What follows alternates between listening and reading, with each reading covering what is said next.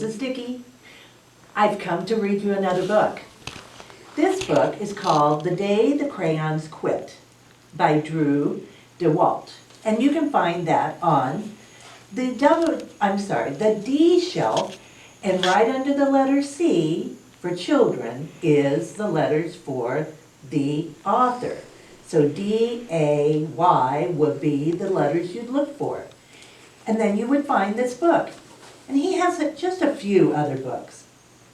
They're very cool though. Here we are at the title page. I see a huge box of crayons.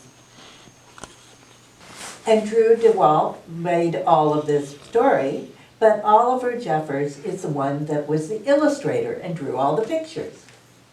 One day in class, Duncan went to take out his crayons and found a stack of letters with his name on them.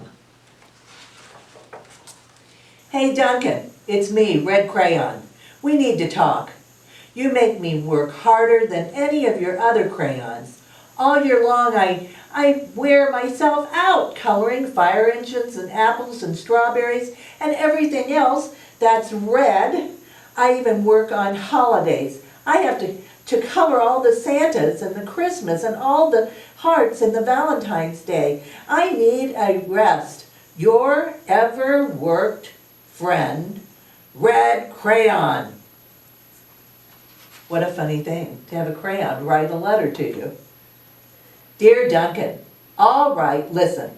I love that I'm your favorite crayon for grapes and dragons and wizards and hats, but it makes me crazy that so much of the gorgeous colors go outside of the lines. So if you don't start coloring in the line, well, inside the lines, soon I'm going to completely lose it.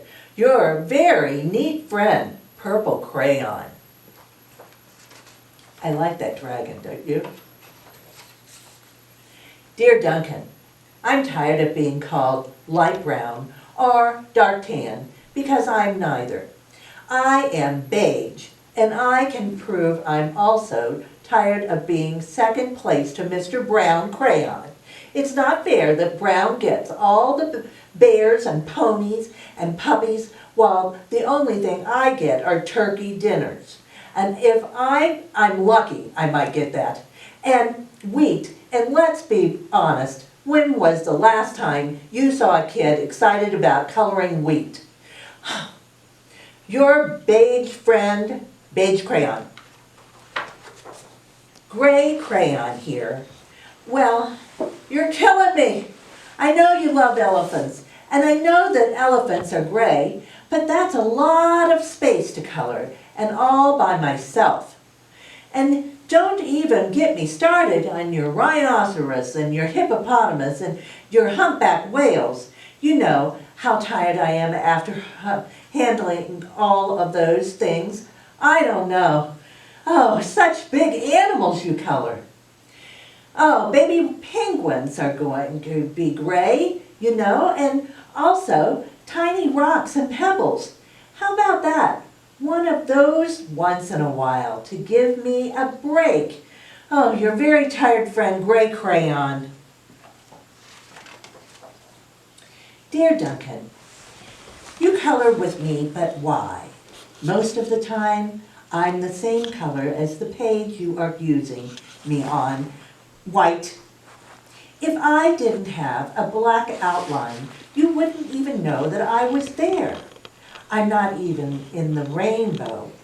I'm only used in color, like snow, or to fill an empty space between other things. And it leaves me feeling, well, empty. And we need to talk. Your empty friend, White Crayon." It's true, you really can't see a whole lot of that white cat, can you? No.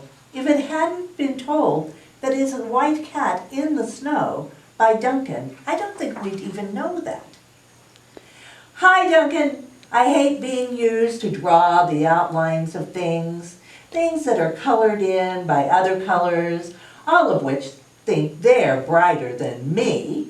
And it's not fair when you use me to draw a nice beach ball and then fill in the colors of the ball with all the other color crayons. Oh, how about a black beach ball sometimes?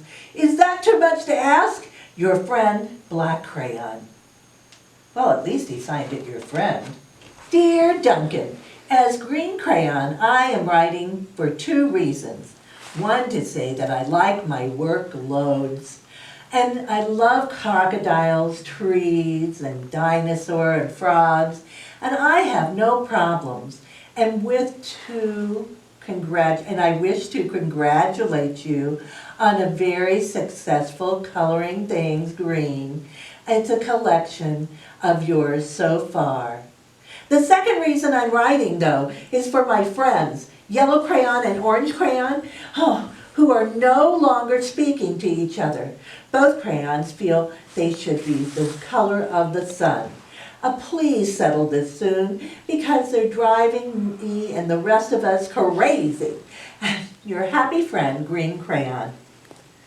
Yellow Crayon here.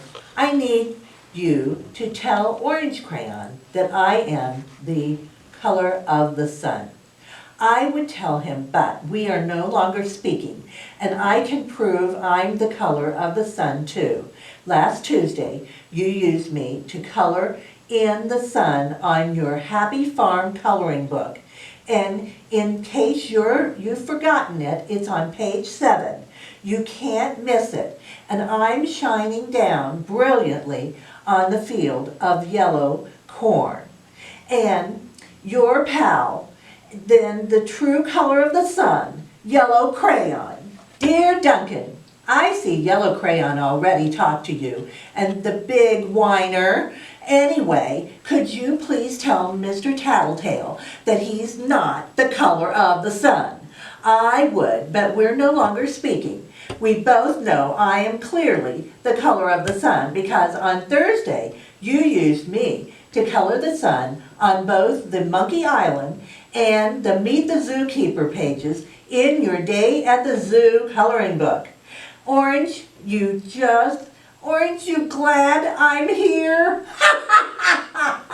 Oh, your pal, and the real color of the sun, Orange Crayon.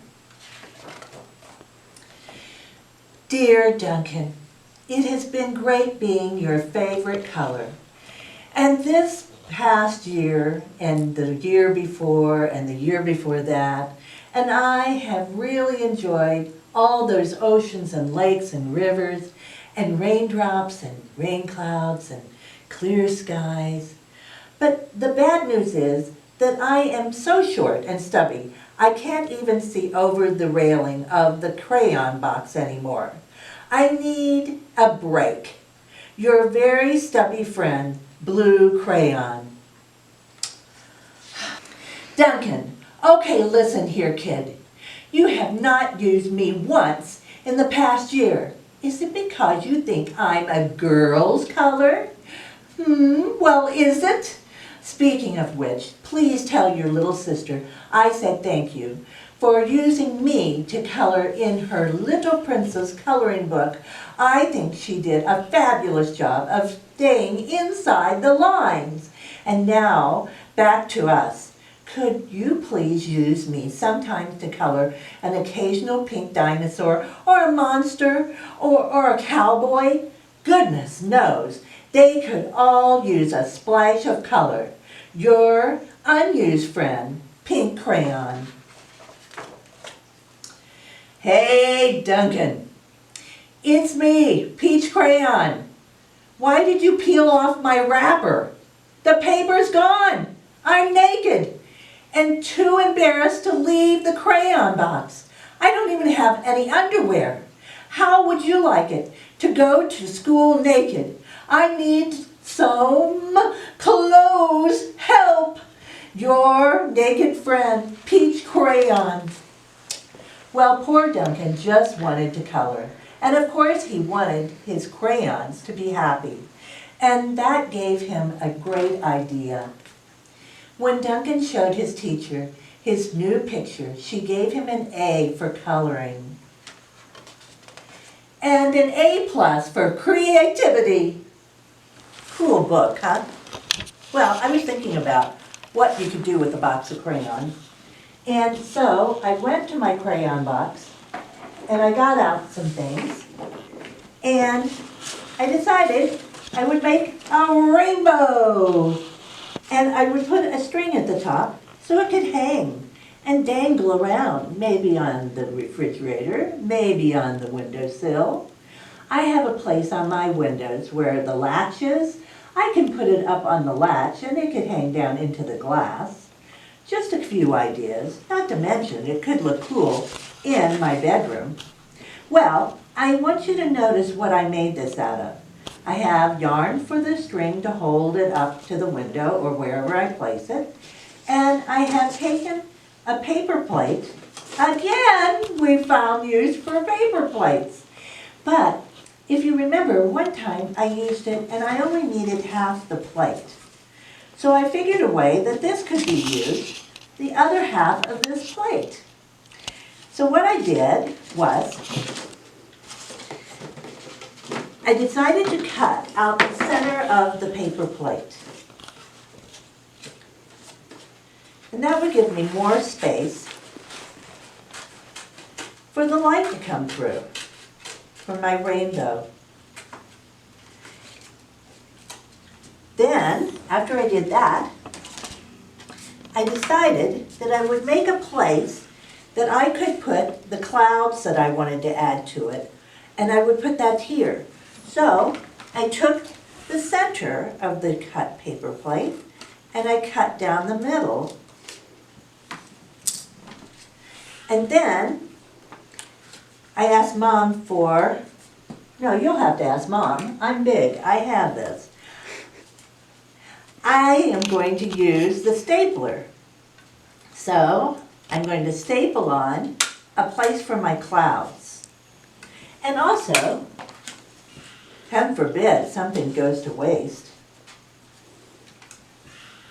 But my clouds look pretty flat that way. So we'll add something to them in a moment.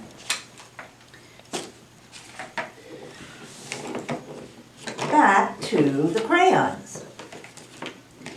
Each one of the crayons in the book that Mr. Daywalt wrote told about being upset and didn't say anything much about being happy.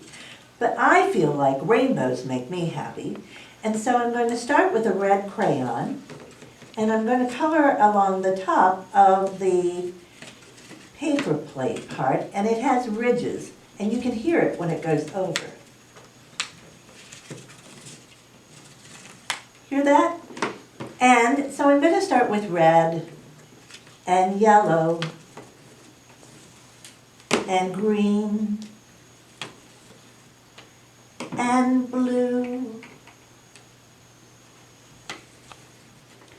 purple and orange and red. Oh, I can sing a rainbow, sing a rainbow, sing a rainbow, yes. Then I'm going to put my hole at the top for my little string to go through, in this case yarn. One hole punch. And now some yarn.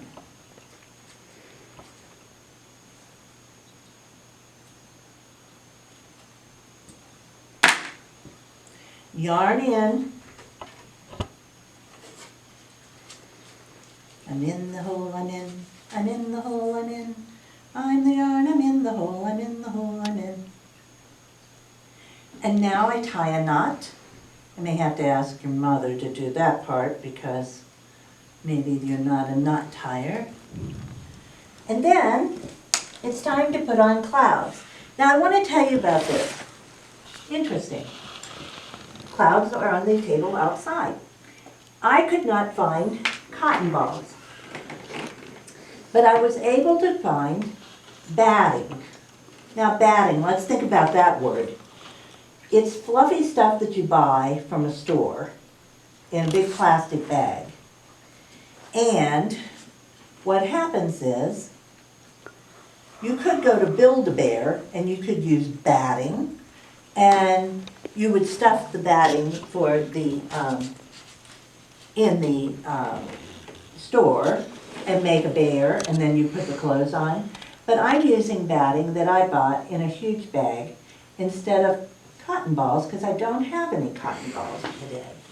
And the batting will go perfectly on for a cloud. It's real wispy. See how it is? Clouds are wispy. Just like we made another craft that we've had. We only used half of the paper plate.